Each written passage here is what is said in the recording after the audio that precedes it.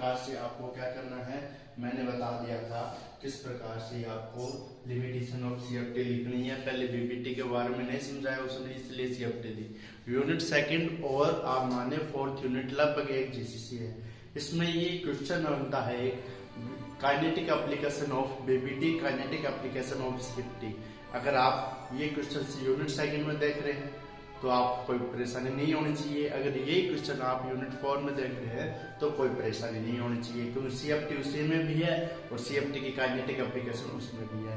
तो सबसे पहले लिखिए, इसमें अपन देखेंगे kinetic application of BPT. BPT देखेंगे, इसके बाद दूसरा टॉपिक होगा सीएफटी का, वो भी फिर अपन बात करेंगे ऑक्टाहेड्रल कॉम्प्लेक्सेस में। तो काइनेटिक एप्लीकेशन ऑफ बीपीटी लिखिए, काइनेटिक एप्लीकेशन ऑफ बीपीटी। तो इसमें लिखिए kinetic application of BPT.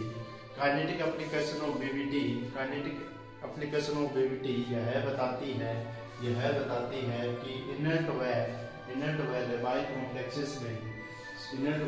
Complexes में सब्स्टिट्यूशन की रेट क्या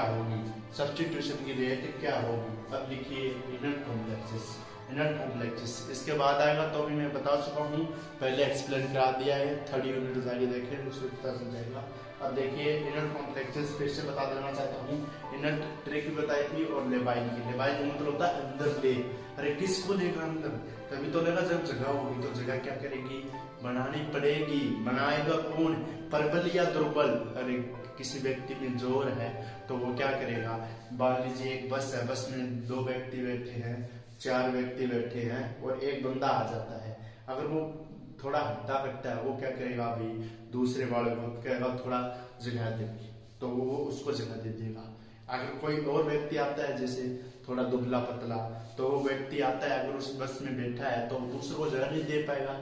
इसलिए अपन क्या कह देंगे, इनर्ट और लेबाइल मतलब होता है अंदर ले। तो इसमें क्या होते हैं, एक तो इसमें स्ट्रॉन्ग फील्ड लिगेंड पाया जाता है। दूसरी बात, इसकी लो स्पिन कॉम्प्लेक्सेस होगी, यानी इसका लेबाइल की डेफिनेशन है, ठीक है, जिसमें स्ट्रॉन्ग फील्ड लिगेंड प्रेजेंट हो, लो स्पिन कॉम्प्लेक्सेस हो, इसमें अयुग्मित इलेक्ट्रॉन की संख्या कम देखने को मिलेगी।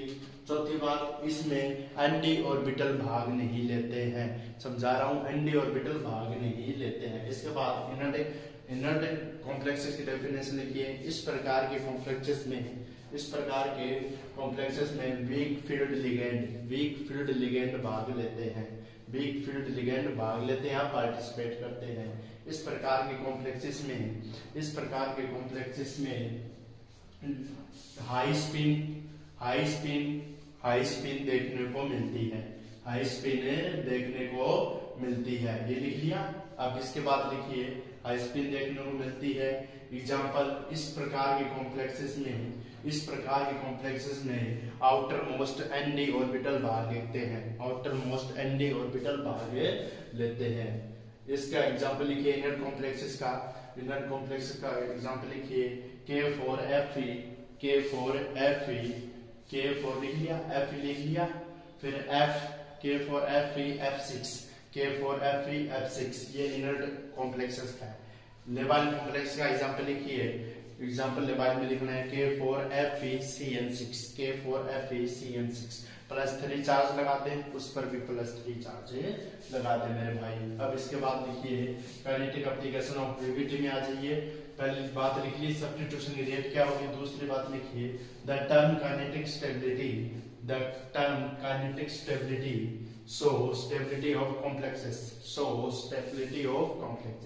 क्या बताती है, स्टेबिलिटी ऑफ कॉम्प्लेक्सेस को बताती है। इसके बाद थर्ड बात लिखिए kinetic application of BPT in octahedral complexes two types की क्या होती है भाई, ये मेरे दोस्त या मेरे सखा क्या होती है मित्र, ये होती है आपके कितनी 2 प्रकार की। पहली लिखी ऑक्टाहेड्रल कॉम्प्लेक्सेस में, अरे हाँ या ना बोल, समझ में तो आ रहा है ना रे। अब यहाँ लिख outer orbital complexes involve sp3d2 hybridisation.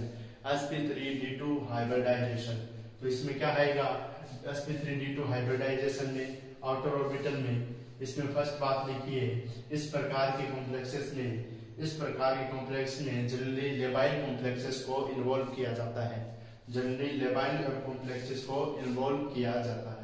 2 number बात लिखिए, इस प्रकार के कॉम्प्लेक्सेस में स्ट्रॉन्ग फील्ड लिगेंड पाए जाते हैं, स्ट्रॉन्ग फील्ड लिगेंड पार्टिसिपेट करते हैं।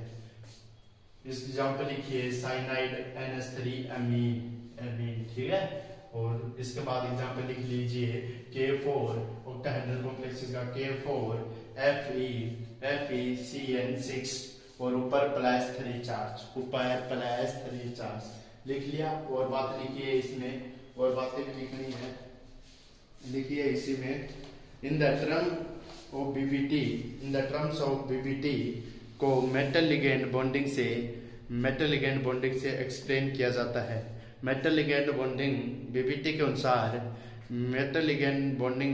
अनुसार sp3d2 hybrid orbital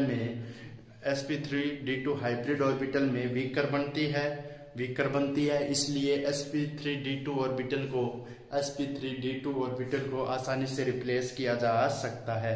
2 number heading डालिए, इनर्ट ऑर्बिटल कॉम्प्लेक्सेस। इस प्रकार के कॉम्प्लेक्सेस में सामान्य electron configuration D2sp3 hybridised orbital को शामिल किया जाता है। दूसरी बात, इस प्रकार के कॉम्प्लेक्सेस में सब्स्टिट्यूशन में लिगेंड का सब्स्टिट्यूशन आसानी से नहीं होता क्योंकि इस प्रकार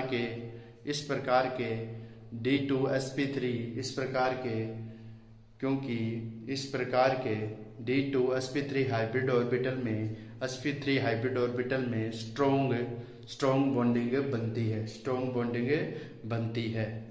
ठीक है। अब इसके बाद लिखिए इसमें लिखिए जब इनर्ट ऑर्बिटल ऑक्टाहेड्रल कॉम्प्लेक्सेस